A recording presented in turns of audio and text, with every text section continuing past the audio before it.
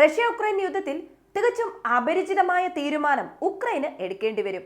കുറഞ്ഞ ഫണ്ട് എല്ലാ രാജ്യങ്ങളും കൂടി ചേർന്ന് ഉക്രൈന് വേണ്ടി അലോക്കേറ്റ് ചെയ്തിരിക്കുന്നു. നാറ്റോയുടെ ഒരു പ്രധാന നേതാവ് പറയുന്നത് എന്താണെന്ന് വെച്ചാൽ, ഇനി ഉക്രൈന് സസ്റ്റെയിൻ ചെയ്യാൻ പറ്റില്ല. കഴിഞ്ഞ ഒരാഴ്ചയായി സെലൻസ്കിക്കെതിരെ ബാഡ് ന്യൂസ് മാത്രമാണ് പുറത്തു വരുന്നത്. ഇതിനുമപ്പുറം സെലൻസ്കിയെ ആര് രക്ഷിക്കുമെന്ന ഒരു ചോദ്യം ചോദിച്ചിരിക്കുന്നു. നാറ്റോയുടെ പ്രധാന തലവൻ ഇത് ചോദിക്കുന്നതിന് പിന്നിൽ മറ്റൊരു കാരണം കൂടിയുണ്ട്. അത് ഈ ഒരു വാർത്ത കണ്ടാലേ അറിയൂ. സെലൻസ്കി ചിലപ്പോൾ തലയിൽ കയ്യും വെച്ചിരിക്കുന്നുണ്ടാവും. അമേരിക്കയെ വിശ്വസിച്ചതിന് പകരം മറ്റെന്തെങ്കിലും മാർഗങ്ങൾ നോക്കാമായിരുന്നു എന്നൊക്കെ വിചാരിക്കുന്നുണ്ടാകും. ഇനി അഥവാ ഇതുവരെ അങ്ങനെ ചിന്തിച്ചില്ല എന്നുണ്ടെങ്കിൽ സ്വയം നന്നായാലേ പറ്റൂ. ഇന്നത്തെ വാർ അപ്ഡേറ്റ്സിലേക്ക് പോകുന്നതിന് മുമ്പ് ഇതുവരെ ചാനൽ സബ്സ്ക്രൈബ് ചെയ്യാതെയാണ് കാണുന്നതെങ്കിൽ ചാനൽ ഒന്ന് സബ്സ്ക്രൈബ് ചെയ്യുക. കൂടാതെ വാട്സ്ആപ്പ് ചാനലിന്റെ ലിങ്ക് ഡിസ്ക്രിപ്ഷൻ ബോക്സിൽ കൊടുത്തിട്ടുണ്ട്, മറക്കാതെ ജോയിൻ ചെയ്യുക. വോയിസ് ഓഫ് വിക്കിയിലേക്ക് എല്ലാവർക്കും സ്വാഗതം.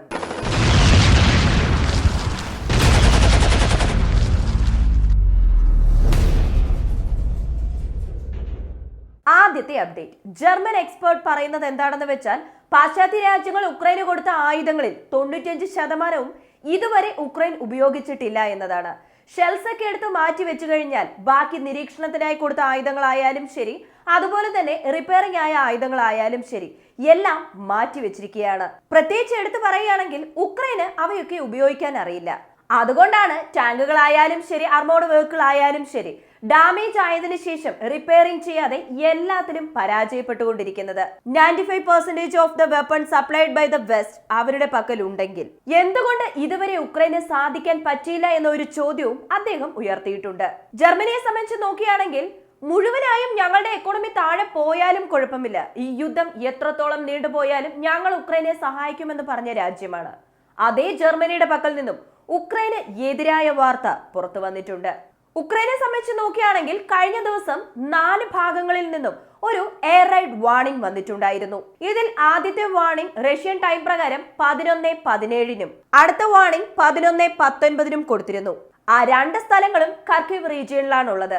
അതുമാത്രമല്ല, കൃത്യമായി പറഞ്ഞാൽ 11:23-ന് നിക്കോളായ് ഒഡേസ റീജിയണിൽ ഒരു വാർണിംഗ് കൊടുത്തിരുന്നു. ഇങ്ങനെ 4 സ്ഥലങ്ങളിലും എയർ റൈഡ് വാർണിംഗ് കൊടുത്തത് മാത്രമല്ല, റഷ്യയുടെ എയർ അറ്റാക്കും ഉണ്ടായിരുന്നു. കഴിഞ്ഞ ഒരു ദിവസത്തിൽ മാത്രം 20-ൽ പരം ഡ്രോൺ അറ്റാക്കാണ് റഷ്യ നടത്തിയിരുന്നത്. മാത്രമല്ല, നൈറ്റ് സ്ട്രൈക്കും അതിക്രൂരമായി നടത്തിയിരുന്നു. ഇത് അത്ര നിസ്സാരമായ കാര്യമല്ല. 100-ൽ പരം ടാർഗറ്റുകളിൽ ഞങ്ങൾ ആക്രമണം നടത്തിയിട്ടുണ്ടെന്ന് റഷ്യയും വാർത്ത പുറത്തുവിട്ടിട്ടുണ്ട്. അടുത്തതായി അവർ പറയുന്നത് എന്താണെന്ന് വെച്ചാൽ, ന്യൂ എക്സ്പെരിമെന്റ്. നിരവധി പേർ പറയുന്നുണ്ട് പാശ്ചാത്യ രാജ്യങ്ങൾ ഉക്രൈനെ വെച്ച് പരീക്ഷണം നടത്തിക്കൊണ്ടിരിക്കുന്നുവെന്ന്. അതെന്താണെന്ന് വെച്ചാൽ, ലാസ്റ്റ് വിത്ത് മിനിമൽ ഫണ്ടിങ്. എങ്ങനെ ഈ മിനിമൽ ഫണ്ടിങ്ങിൽ ഉക്രൈൻ അതിജീവിക്കാൻ പോകുന്നു? ഉക്രൈന്റെ സ്റ്റെബിലിറ്റിക്ക് തന്നെ പ്രശ്നം വരാൻ പോകുന്നു. ചിലപ്പോൾ ഇത് പാശ്ചാത്യ രാജ്യങ്ങളുടെ പരീക്ഷണമാണ് എന്നാണ് പറഞ്ഞിരിക്കുന്നത്. ഈ വിന്റർ സീസൺ സമയത്ത് ഇങ്ങനെ ഒരു ടെസ്റ്റ് ചെയ്യുന്നത്, കുറഞ്ഞ പണം കൊടുക്കുന്നത്, ഇതിനേക്കാൾ മുഖ്യമായ സ്ഥലങ്ങൾ റഷ്യ പിടിച്ചെടുത്തിട്ടുണ്ട് എന്ന വിവരവും പുറത്തു വന്നിട്ടുണ്ട്. ആദ്യത്തെ പ്ലേസ് കൊർമോവോ ലിബറേറ്റ് ചെയ്തു. അടുത്തത് മറേങ്ക. അടുത്തത് ആദ്വികയുടെ പല സിറ്റീസിലും പ്രവേശിച്ചു കഴിഞ്ഞു. Partially occupied Novo Mikhailovka, Stafinovka. അടുത്തതായി സിംഗോവ്ക എന്ന ഭാഗത്തു നിന്നും മുഴുവനായും ഉക്രൈൻ ട്രൂപ്സിനെ പുറത്താക്കി എന്ന അറിയിപ്പും വന്നിട്ടുണ്ട്. കൂടാതെ റോബോട്ടൈൻ എന്ന ഭാഗത്ത് റഷ്യ കുറച്ചുകൂടി അഡ്വാൻസ്ഡ് ആയിട്ടുണ്ട്. സോ ഇത്രയും സ്ഥലങ്ങളിൽ റഷ്യ ലീഡിങ്ങിനാണ് ഉള്ളത്.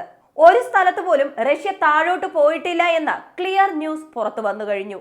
ഇവിടെ എല്ലാ സ്ഥലങ്ങളിലും റഷ്യ മുന്നോട്ട് വന്നുകൊണ്ടിരിക്കുകയാണ്. ഉക്രൈൻ ആണെങ്കിൽ ലഭിക്കുന്ന ഫണ്ടിങ്ങിന്റെ അളവും കുറഞ്ഞു കഴിഞ്ഞു. മാത്രമല്ല, ആയുധങ്ങളൊന്നും നമുക്ക് കൃത്യമായി ലഭിക്കുന്നില്ല എന്ന് വീണ്ടും വീണ്ടും സെലൻസ്കി ആരോപണം ഉയർത്തിക്കൊണ്ടിരിക്കുന്നു. ഇതല്ലാതെ കഴിഞ്ഞ ദിവസം ഡ്രോൺ അസംബ്ലി സ്റ്റേഷനിലും മോഷണം നടന്നിരിക്കുന്നു.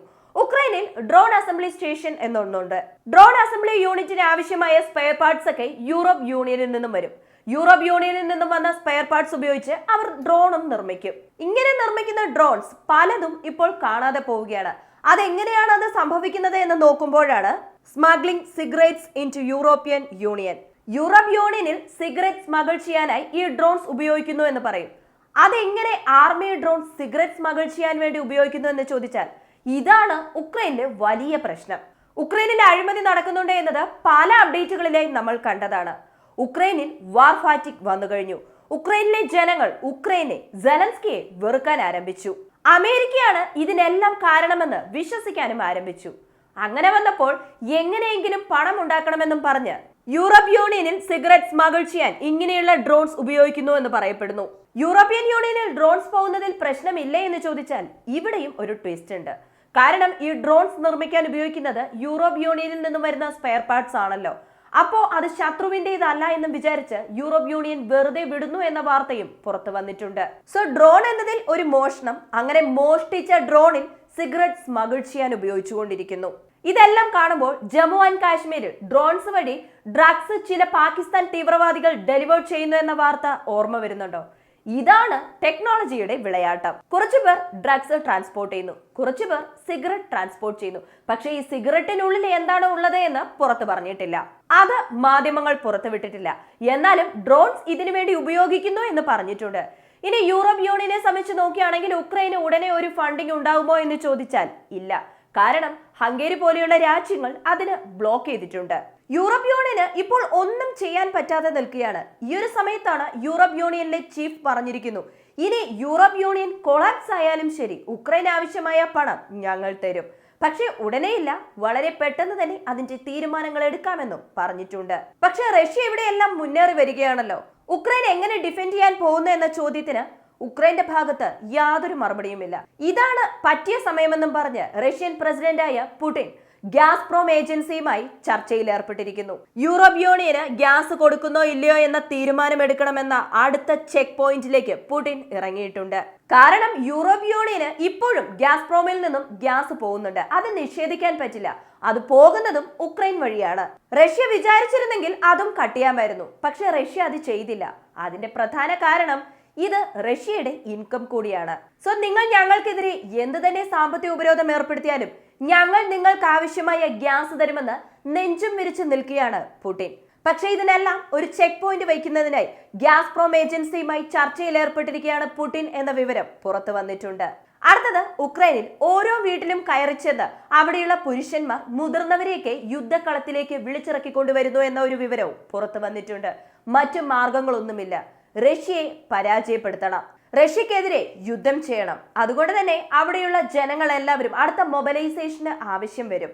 കാരണം വിന്റർ സ്റ്റാർട്ട് ചെയ്ത് കഴിഞ്ഞാൽ തന്നെ ഞങ്ങളുടെ ഫ്രണ്ട് ലൈൻ ഞങ്ങൾ ശക്തിപ്പെടുത്തുമെന്ന് പുടിൻ അറിയിച്ചിട്ടുണ്ടായിരുന്നല്ലോ. പക്ഷെ ന്യൂ മൊബിലൈസേഷൻ ഇല്ല എന്ന അറിയിപ്പും പുറത്തുവിട്ടിട്ടുണ്ടായിരുന്നു. കൂടാതെ അവർക്ക് ബാക്കപ്പ് യൂണിറ്റ്സ് വന്നുകൊണ്ടിരിക്കുന്നു എന്നും പുടിൻ പറഞ്ഞിരുന്നു.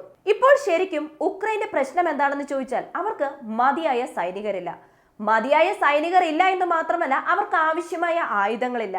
ഉക്രൈന്റെ ഈ ഒരു സാഹചര്യം പരിതാപകരം തന്നെയാണ്. ഈ ഒരു സമയത്ത് അമേരിക്ക എന്തായിരിക്കും ചെയ്യുന്നത്?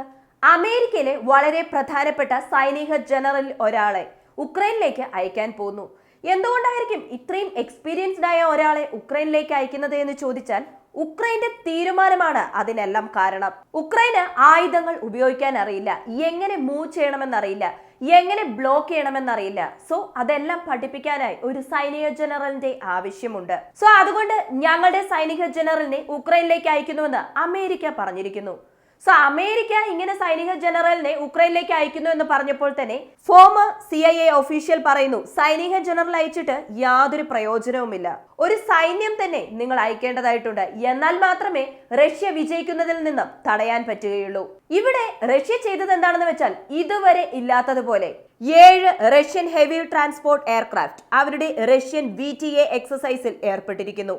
So 7 heavy Russian transport aircraft, ഇത് പാശ്ചാത്യ രാജ്യങ്ങൾക്ക് ഒരു വാർണിംഗ് കൊടുക്കുന്നത് പോലെയാണ്. ഞങ്ങൾ തയ്യാറാണ്, വേണമെങ്കിൽ വന്ന് മുട്ടി നോക്കൂ എന്ന്. സോ ഞങ്ങൾ പരാജയപ്പെട്ടിട്ടില്ല, പക്ഷേ ഞങ്ങളെ പരാജയപ്പെടുത്തണമെന്ന് വിചാരിച്ചവർ ഇപ്പോൾ പരാജയപ്പെട്ടുകൊണ്ടിരിക്കുകയാണ്. ഇത് ഒഫീഷ്യലായി റഷ്യ തന്നെ അറിയിച്ചതാണ്. റഷ്യ അർമേനിയക്ക് ന്യൂ ഇയർ ഗിഫ്റ്റായി ഗ്യാസ് ഫ്രീ ആയി കൊടുക്കാൻ പോകുന്നു എന്ന ഒരു അറിയിപ്പ് പുറത്തുവിട്ടിട്ടുണ്ട്. ഇതേ അർമേനിയ കുറച്ച് ദിവസങ്ങൾക്ക് മുമ്പ് പറഞ്ഞിട്ടുണ്ടായിരുന്നു ഉക്രൈന് മാനുഷിക പരിഗണന വെച്ച് കുറച്ച് സഹായങ്ങൾ കൊടുക്കാൻ പോകുന്നു എന്ന്. ഇത് അമേരിക്ക മറ്റു പല രാജ്യങ്ങൾ വെൽക്കം ചെയ്തിരുന്നു, കാരണം അർമേനിയ റഷ്യയുടെ സുഹൃത്തായിരുന്നു.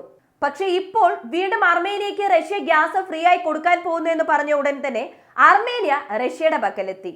ഇനിയും നിരവധി അപ്ഡേറ്റുകളുണ്ട്. ഈ അപ്ഡേറ്റുകൾ അറിയാൻ നിങ്ങൾ ചെയ്യേണ്ടത് വോയിസ് ഓഫ് വിക്കി എന്ന നമ്മുടെ ചാനൽ സബ്സ്ക്രൈബ് ചെയ്യുക. ഈ വീഡിയോ ഇഷ്ടമാവുകയാണെങ്കിൽ ലൈക്ക് ചെയ്യുക, ഷെയർ ചെയ്യുക. ഈ ഒരു അപ്ഡേറ്റിനെ കുറിച്ചുള്ള നിങ്ങളുടെ അഭിപ്രായം മറക്കാതെ കമന്റായി ചേർക്കുക. വീണ്ടും അടുത്ത വീഡിയോയിൽ കാണാം. നന്ദി, നമസ്കാരം.